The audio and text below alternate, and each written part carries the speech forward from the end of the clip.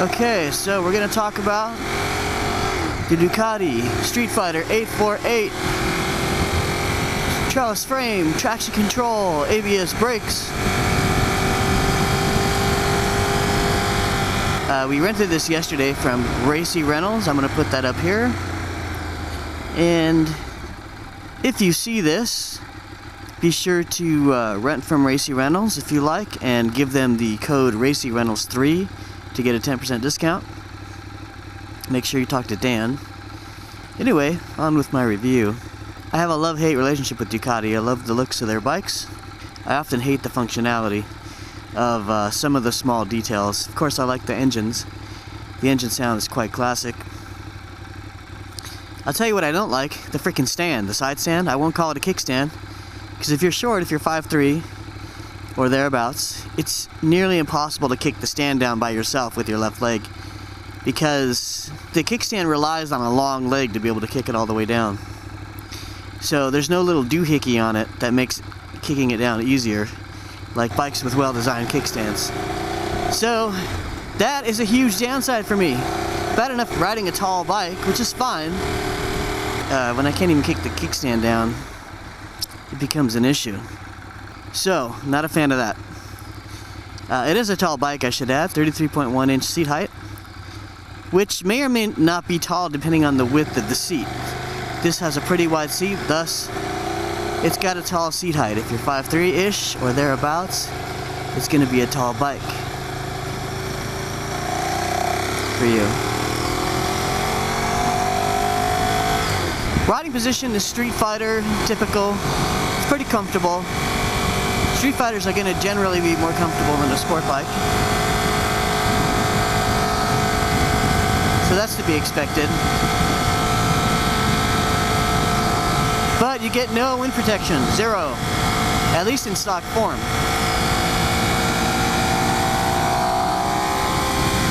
It's an L-twin, not a V-twin, so it's got boatloads of torque. Of course, V-twins have boatloads of torque. I'm not sure the differences between the L-twin and V-twin, but you can find that out for yourself on Google. The mirrors are really, really great. You can actually see behind you, and they swivel, and of course they tilt inside right here. You can tilt this, and really great view to the rear, way better than my GSX-R. Gobs of torque. You wouldn't rev it like you do in inline 4, and you don't need to. You don't need to rev it like you would in inline 4.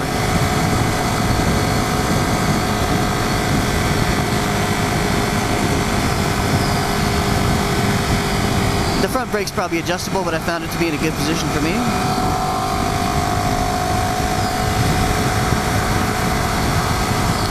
So yeah, this is the 848 Streetfighter. Handles really well, you know, low speed maneuvers and such.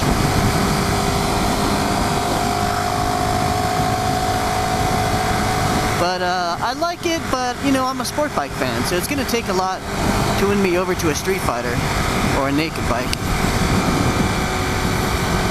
Never did like all the wind blasts, you see.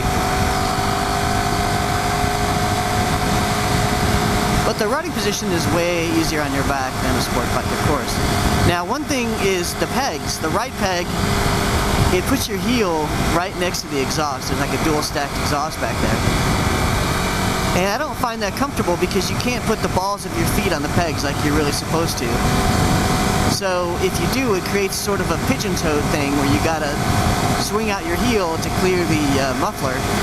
And I'm not a fan of that. It messes with my foot position. If I sit sort of feet out, toes pointed out, then it works. So I'm sitting a little wonky. Brakes feel pretty good. They're Brembo brakes. They don't feel as good as my Gixxer. Suspension feels pretty good for me. I'm only 150 pounds, 155 depending on the week and the holiday.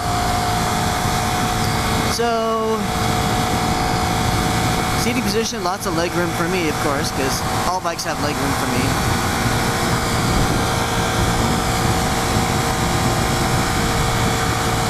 It is an enjoyable bike to ride. I mean, if I were renting this and this is all I had, I'd be pretty stoked. Although, you know, I have to say that kickstand is a big deal to me, because when you're short like I am, every bike that's tall is way way more of a challenge than for people with long legs. I mean, everything you do, you got to think about what you're doing, whether it's backing up or rolling it around, or can I put my right foot down? Can I put my left foot down? Is there gravel? Every little bit of inseam robbing item or activity is freaky. The way the kickstand is, or the side stand, because you can't kick it, there's just not enough leg for me to actually put it on the ground before it goes da-da-da-da-da and goes back up. It takes me 3 or 4 tries. Maybe I'd get better over time, but it's a bad design. It could be a way better design. Ducati fixed that. Fix it. All they have to do is add a little doohickey. And in fact, if this were my bike, I'd just have it welded on. The clutch is a wet clutch, but it's a little bit of a heavy pull. So if you're holding it in for any length of time in city traffic, you'll start to feel it. It's a bit of a heavy pull. The 300, of course, being on the extreme end of being a light pull. And my Gixxer just being 10 kinds of awesome because I've modified it to be how I want it to be. Lots of low-end grunt. Feels pretty good. Like the engine quite a bit. I like the sound of the Ducati, of course. Who wouldn't? As naked bikes go, as bikes go, it's really good for city travel. That's why they call it the Streetfighter. Easy to maneuver.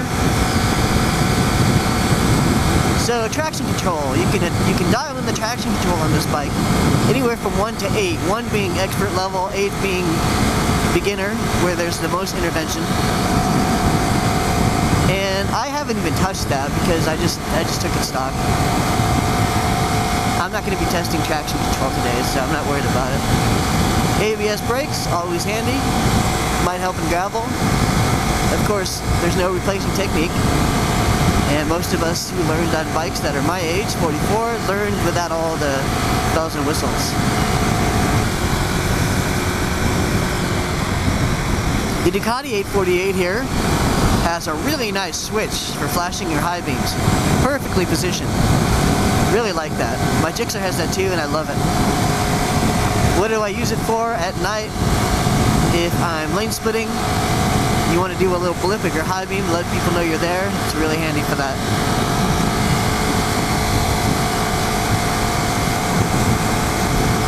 It's got a digital instrument cluster, and it's okay. It's pretty readable. The bike reminds me a lot of my SV650, just with a lot more power. The tank is so narrow that you really can't grip it with your knees, not easily, not unless you squeeze your knees together like a prom night virgin. How do you like that analogy? I'm ready for sportscasting. So, not a fan of how narrow the tank is, because it doesn't make the bike any narrower. It doesn't really help with how tall the bike is. So, narrow tank, you got to make the seat narrower too, Ducati. Maybe more waspish, so shorter riders can get their feet down. Tons of power though. I really do like the power van. Of course, I'm a fan of the V-twin and the L-twin anyway. What's not to like? I always like those bikes because, right out of idle, man, you got all this power. Also great on the track, these bikes. You'd probably be better with the 848, with the fairing and all that, but, not bad at all. See, right now I want to grip the tank because it's bumpy, so I feel like I'm sitting like a Japanese schoolgirl right now.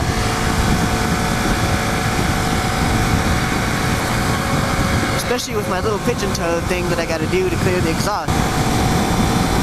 This is a bike you can ride all day long though. It is really comfortable. But there's no windscreen, so that actually reduces how long you can ride it. But I'm sure you could add a fly screen or a windscreen of some sort. Oops.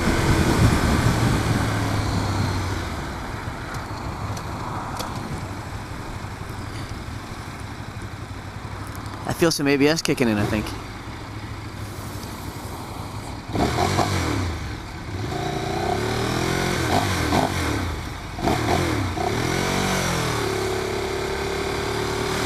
Drivers are going apeshit right now. Okay, I'm gonna chill out because it's not really safe to split here. One thing is, man, using your engine is really good for getting the attention of drivers that can hear you. One thing people fail to mention oftentimes, that's a nice car, is you're not always traveling at speed when you want to use your engine to get people's attention. Sometimes you're going slow and they got their windows open and they can hear you, and it helps a lot. Do you need your bike to be overly loud? Here's another duck right there.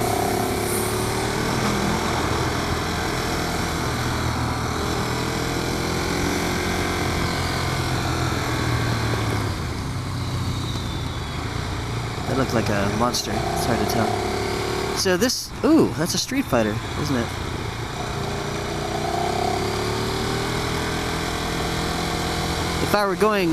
If I weren't getting onto another freeway, I'd follow him a bit so you could see the Streetfighter as it's being ridden by a random. Alright, I hope you see me, car.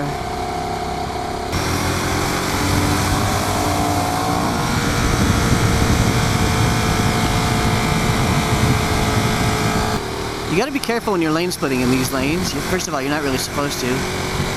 It's not as safe because people are still merging over. And they might also not be looking for lane splitters. So, don't lane split over here if you can help it. You know, I kind of minimize my lane splitting when I'm over on the right side. I may do it just to keep moving, but that's about it. What else do I like and dislike about the Ducati 848 Streetfighter? Well, the design is okay, but there's some function things I think they need to fix, despite the good form they have. It does make me miss my jigs in some ways. But that's part of the fun of renting a bike, you know, you try a new bike and you realize what you have is pretty awesome.